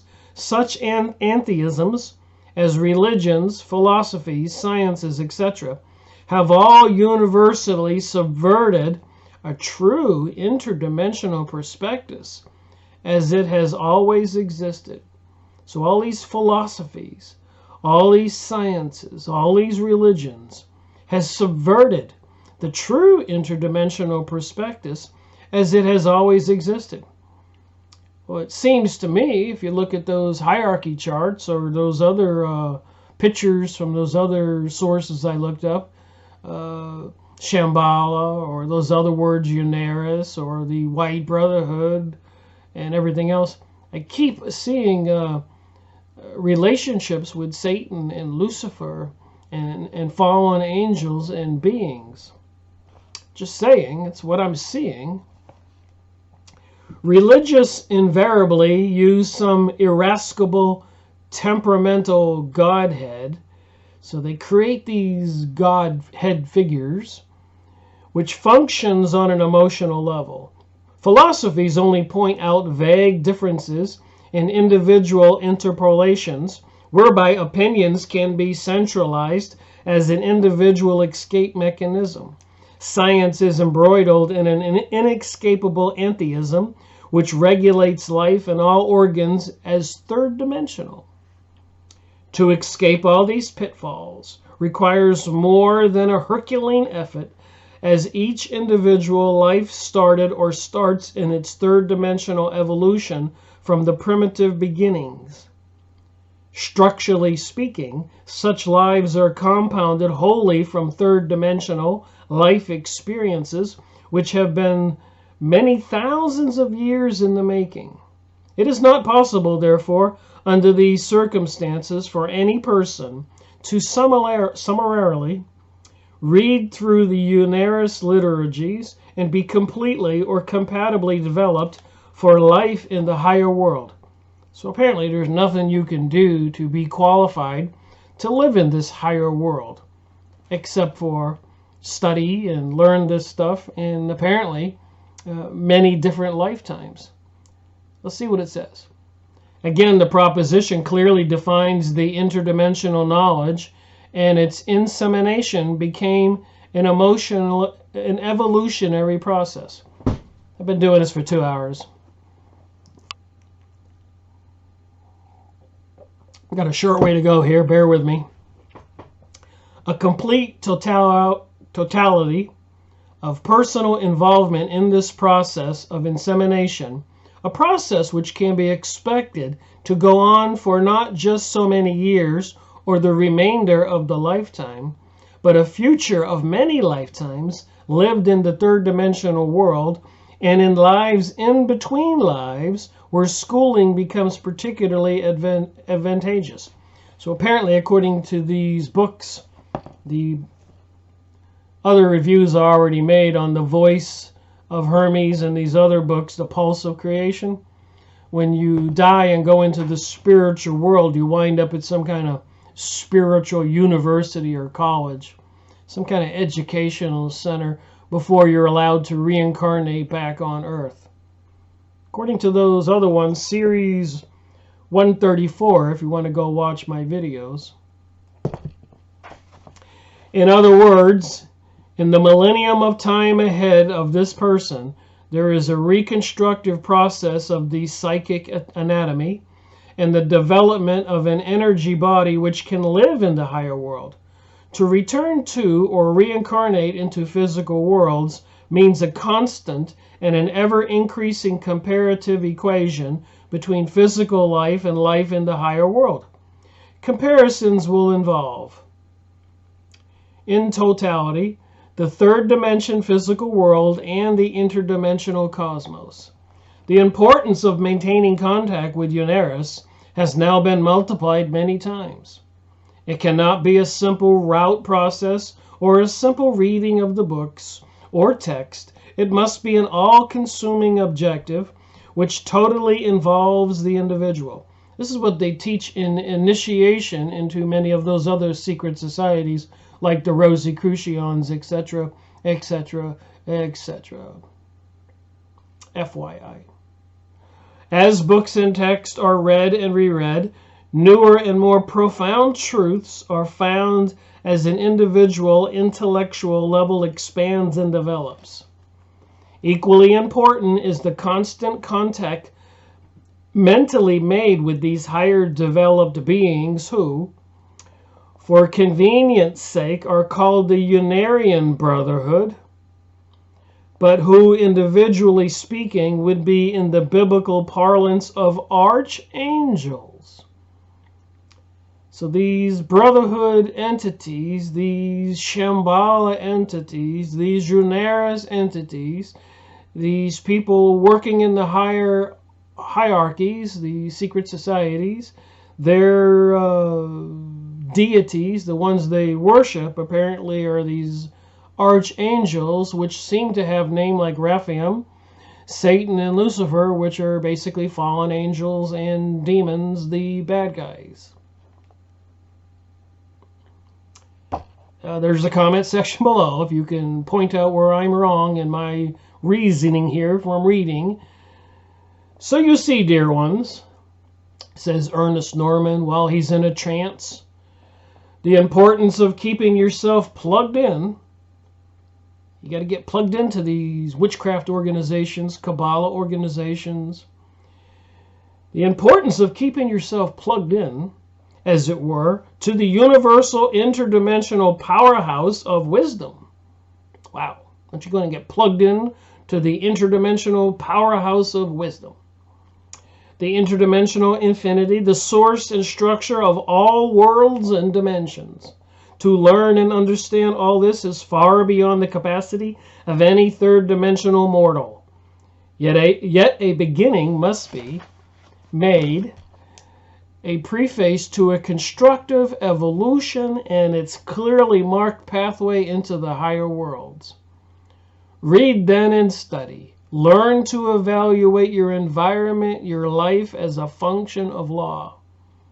order and principle being constantly expressed and recreated in the countless multiplicity of forms and motions, all originating from and controlled by interdimensional law and principle. The end.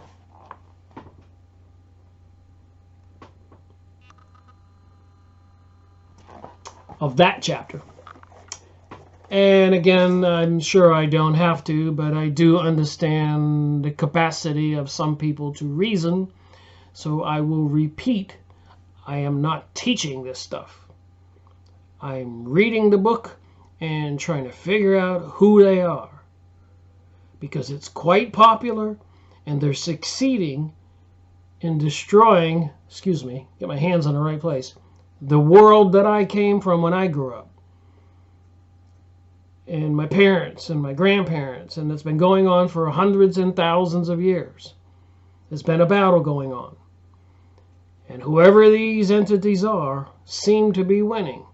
And it seems like the world is preparing for a global world order. It seems that we are under attack, whether it's the chemtrailing or the microwave transmitters or the facial recognitions or all the other monitoring systems, the economic stock market control, the toxins in the food and the water and the vaccines, the controlling of the education system, the hospitals, and everything. Thank you for watching this video. Like I said earlier, there's a short clip I made on the White Brotherhood. Take a look at it. I might have to watch this video twice. I suppose I'll have to go back to the Destiny of Nations by Alice Bailey and make part 2 on that book, because these seems like these two books are kind of intertwined, like I think all of the books I've been going over are. I do believe everything is connected. And then I'll make part 2 on this book again. So instead of taking 2 hours to get done what I wanted to, it's going to take me 4 hours or more on each book. That's how interesting it is and complicated. What are we to believe?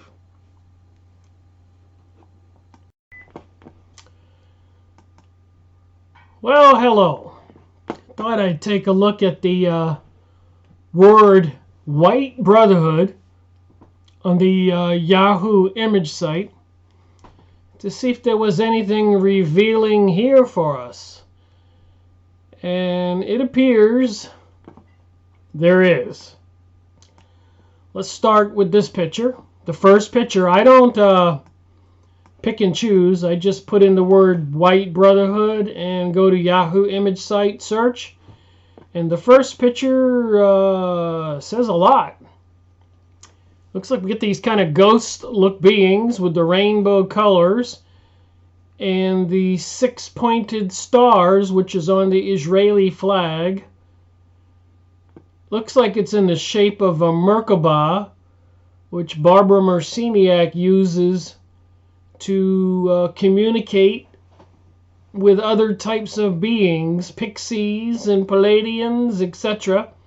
Some kind of two crystals inverted with each other, and she spins it. Barbara Marciniak wrote a couple books, Bringers of the Dawn, and the other books on the Palladian entities who apparently have come back to planet Earth to make amends for the things they did to us a long time ago. My series, can't see the number there,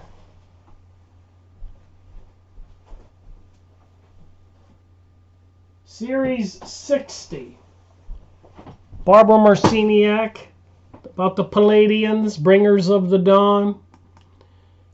And looks like they have some kind of fancy looking spaceship. Looks like some kind of beings called Masters. White Brotherhood. Pictures of Jesus, Buddha, Krishna, all these entities. White Brotherhood.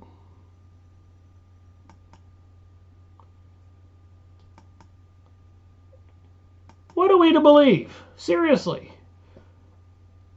White Brotherhood.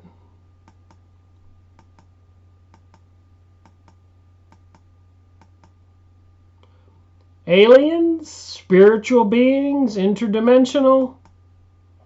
Ah, here we go. Look at this. The basic Illuminati structure on my search result for the White Brotherhood. Could it be these beings are behind all the secret societies, the controllers of the planet? Look at some of the names on this pyramidal structure. And you can look over to the right and see the website where it came from. Lucifer, Ismo. Oh my, look at this. Special councils and committees, Pilgrim Society, Roundtable Groups, Sisters of Light, Fellow Craft, Freemasons, Craft Practicing Witch, Novice Witch, Beginning Witches, Knights, Black Brotherhood, Knight of Pelican and Eagle. Oh boy, this is another whole bit of research here. White Brotherhood. Oh, who are these people? Five-pointed star with the round circle.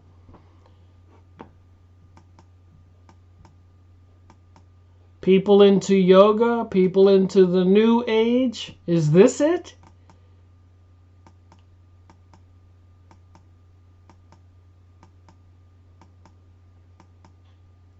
Brotherhood. Look at the wolf.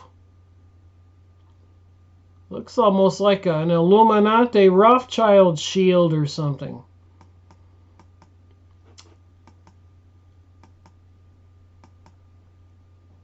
Is there something we should know? The concerns of the Great White Brotherhood today. That looks like Kut Mulhaney, one of the interdimensional masters that Helena Blavatsky was communicating with, who wrote the book The Secret Doctrine, the many books, and the other books about ISIS and Lucifer magazine, and so much more. Muslim Brotherhood infiltrates Obama administration. We hear the word brotherhood a lot. All these deities from the past. Brotherhood. Here's one with a White Brotherhood skull. So anyways, on Yahoo image site, you too can go check out White Brotherhood and click some of the links to some of these images. My contact with the Great White Brotherhood, George King, looks like something like a crop circle. In Culture, History, and the Religion of America, Elizabeth Clare Prophet, the Great White Brotherhood. Looks like an archangel. You suppose it's a fallen angel?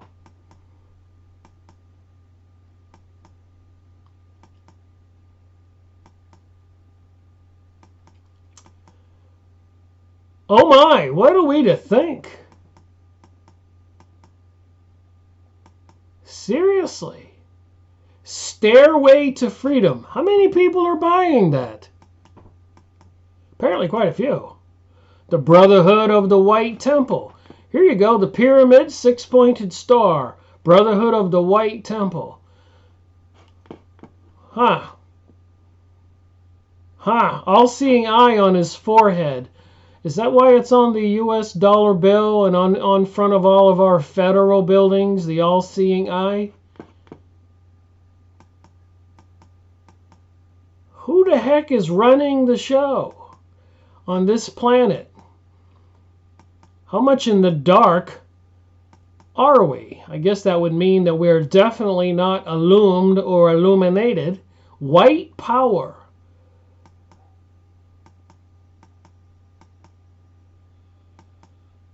Unbelievable.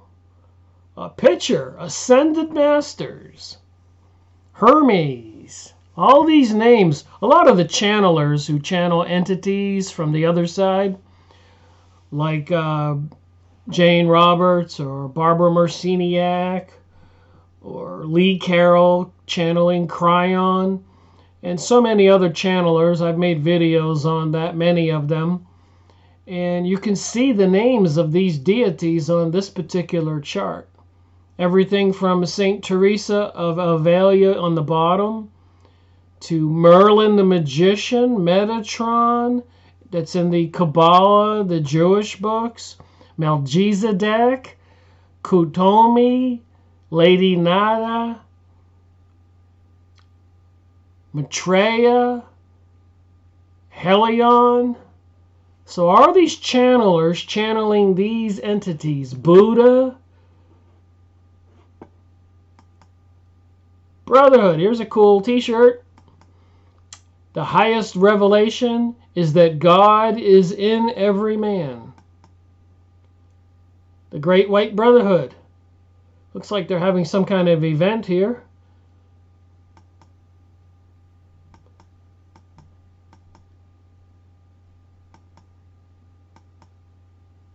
Looks like a picture from the Palladian aliens. So there you have it. My little investigation into the well, I should call it the White Brotherhood. Rick Miracle reporting.